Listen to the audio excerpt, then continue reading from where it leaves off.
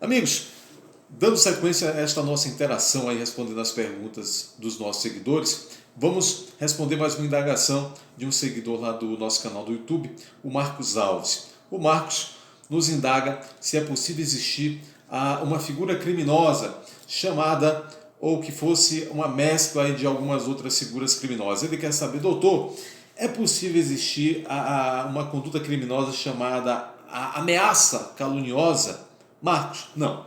O Código Penal, nem nenhuma outra lei esparsa, traz esta figura delituosa denominada ameaça caluniosa, ou mesmo que tivesse outro nome iuris, mas com a junção aí dessas duas condutas. Não existe em nosso ordenamento jurídico penal esta figura da ameaça caluniosa. O que temos é a previsão de um crime chamado crime de ameaça, previsto no artigo 147 do Código Penal, e uma previsão do crime de calúnia previsto no artigo 138 do próprio Código Penal mencionado.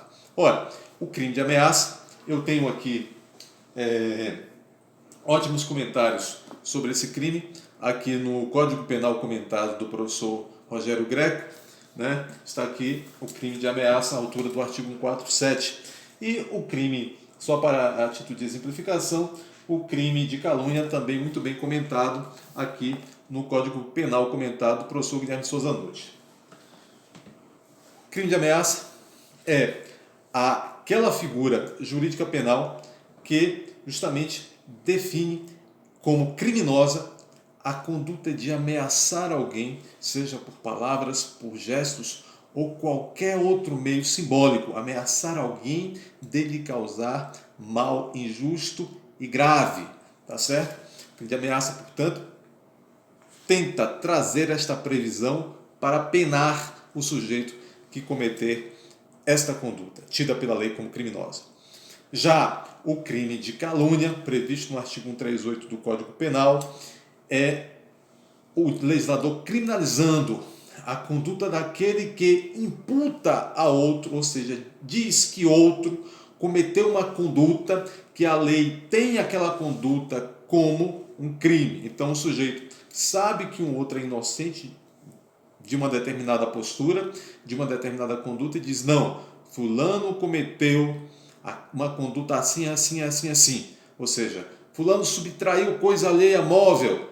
Ou seja, ele está dizendo que fulano cometeu um furto, mesmo sabendo que fulano não cometeu aquela conduta tida pela lei como furto. Isto é calúnia, tá certo? Então, não existe na lei a junção de uma determinada conduta que ao mesmo tempo tenha algo de calúnia e algo de ameaça, e a lei chame de ameaça caluniosa. Não existe isso, Marcos Alves. Mas, no mesmo contexto, numa mesma situação, é possível que João, a exemplo, cometa, numa mesma situação, ao mesmo tempo, simultaneamente, um crime de calúnia e um crime de ameaça contra José. Isso é possível, tá certo? Então, ele vai responder aí pelas penas, se comprovado, vai responder pelas penas do crime de ameaça e vai responder pelas penas do crime de calúnia. Lembrando que a ameaça é crime de ação penal pública condicionada, ou seja, vai precisar aí da intervenção do poder público para apurar esse caso e, em algum momento, ali que o sujeito supostamente vítima que aponte que deseja que o Estado dê continuidade à apuração desse fato para verificar realmente se houve aí ameaça. Crime de calúnia, ao contrário, é o próprio cidadão, é um crime que exige aí a necessidade, é um crime de ação penal privada. É o próprio cidadão e não o Estado, é o cidadão que se acha vítima, se considera vítima de uma calúnia, que tem que correr atrás para se fazer apurar o fato e se punir o criminoso que praticou aí o crime de calúnia. Tá certo? Marcos Alves, espero ter tirado sua dúvida e também por tabela a dúvida de outras pessoas sobre aí o crime de ameaça e tanto seja também sobre o crime de calúnia. Até a próxima.